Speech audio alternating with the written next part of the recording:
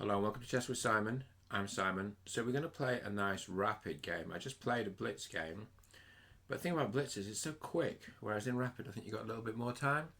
So what we're going to play is move e4, which apparently is a very good move because it allows the bishop out, and it allows... Okay, we're going to play the d4 line. We're not going to play bishop b5 here because e4 is a good... Okay, this allows my knight to go to b5 with the view of landing on d6, but our opponent can play d... Okay, people never play that. Do you know why they never play that? Because you take the pawn, they take with the queen, you take the queen, and then there's a check on c7. So I assume they're not going to take... Wow. No, hang on. If they took, they can't take with the queen when you take the pawn. So don't we just take this? I mean... Huh? Okay, don't we just take that? I mean, aren't we just better here? I don't know. We're learning as we go along. So my instinct would be to give a check and then take whatever goes in the way and then castle and then play rook e1. So should we follow our instincts? Check. I suppose the issue is that our d pawn is hanging, but to be honest with you, I'm okay to be just a pawn up and ahead in development. Like, I'm more than okay with that. Check on the open file, then the bishop goes in the way. Then don't we play... Wouldn't you play...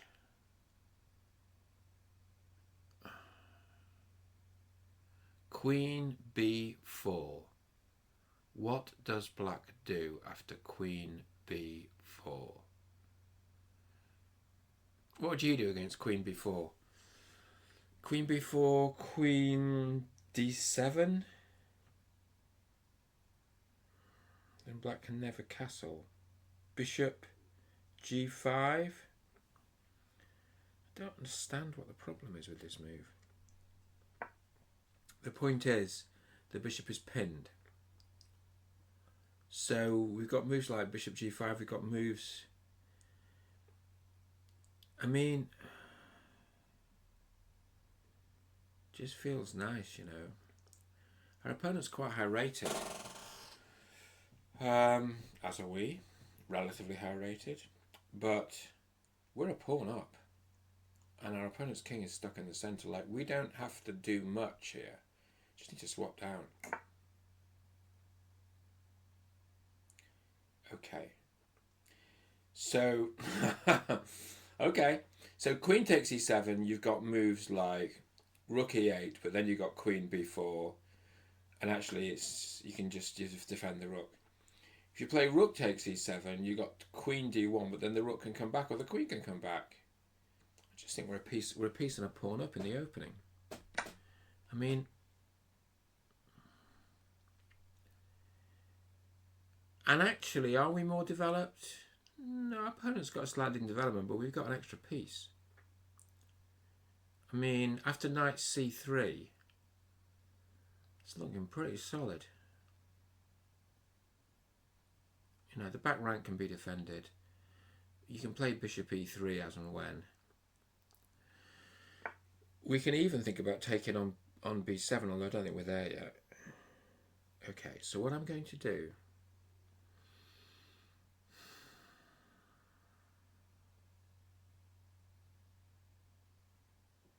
Got to think carefully about this, don't we?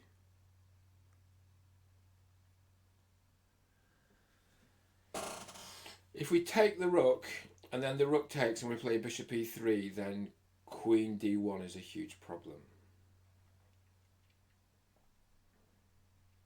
But we can just play knight c3. But then when we play knight c3, then takes, and then the rook, you know, then... Yeah, no, play knight c3. And we hit the queen. Knight c3, we hit the queen and there's no queen d1. So the right move is knight c3, hitting the queen and there's no queen d1. That's the point. Because the knight takes it. So the answer is knight c3. And the queen is hit and the queen doesn't have a useful square. Because unless there's a crisis, you've got bishop e3 and then your back rank is covered. What opening was this again? It was a kind of a... it was a Sicilian defence. Sicilian defence knight c6 on the second move, but then very early d5. So the point is, if the rook takes here, we can just take back, and then after a move like rook e8, you take that with check, and then you take the queen. If the queen moves, you just play bishop e3. Or if the queen moves, you might take the rook and then play bishop e3. It depends a bit on where the queen moves to, but the queen doesn't even have that many squares to move to. I mean, if the queen moved to c6, you might showboat and take on b7, but I think that would be wrong, because then the queen could take that. When you take with the rook, there's checkmate at the back. So if the queen went to c6, I'd just play bishop e3. Perhaps exchanging the rook first. To be honest, my guess is this is resignable, because the point is,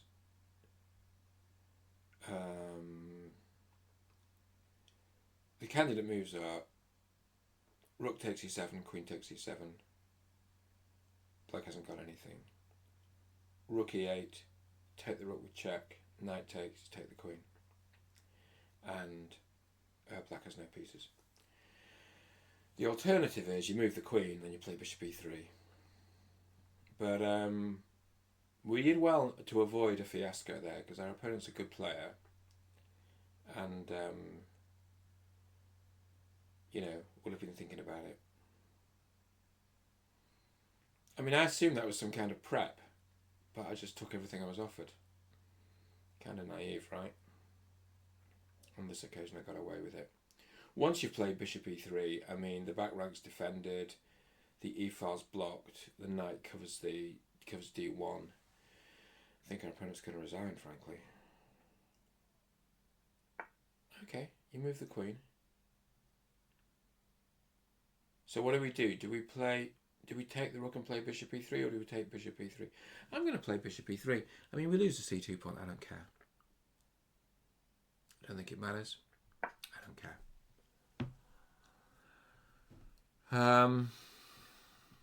So I suppose takes rook e8. So what? I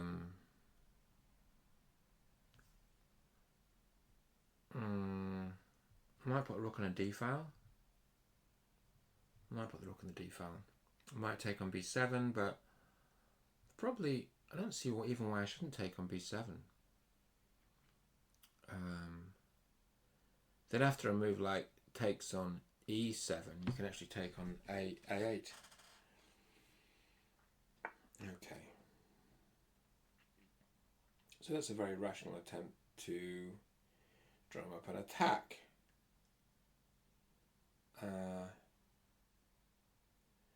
Where is the attack? f2 is defended. It's h2 is probably where the attack would be.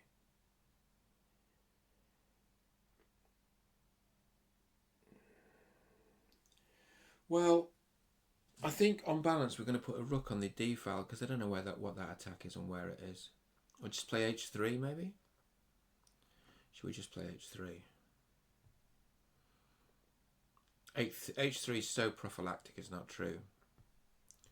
You know, h3, because then you're making space for the king to stop back rankers. Black has no dark square bishop. You can't take on e3. It doesn't do any good to take on e3. Just take with the rook, or take with the pawn.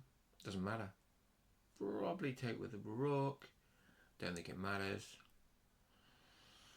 And then I suppose what you're thinking of is rook d1, rook d5.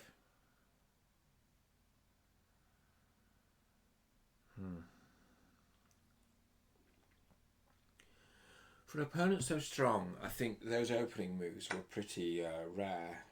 I mean, pretty unexpected for an opponent so strong. Okay, we'll take with a rook. I just don't think it matters very much.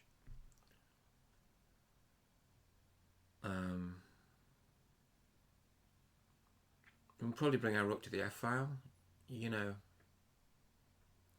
I'm more comfortable with the king having some spaces around it, because I see. Because it just reduces the odds of... to be honest, I don't know what my opponent's playing on here, because we're both good players. I mean, you're probably going to take that, right?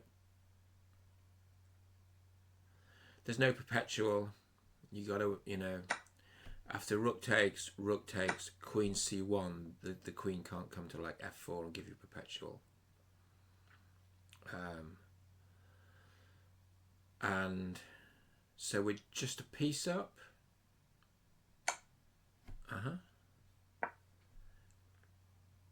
So what we can start to do, take on b7 maybe, with a view to taking that rook. Okay, let's take on b7 and claim that. Should we try and do something flamboyant? We'll start to pester that rook. So we've got to be a bit careful here, but I think this is going to be good. So what we're threatening here is check on e8 followed by a check on... just got to put the power on so it doesn't go flat.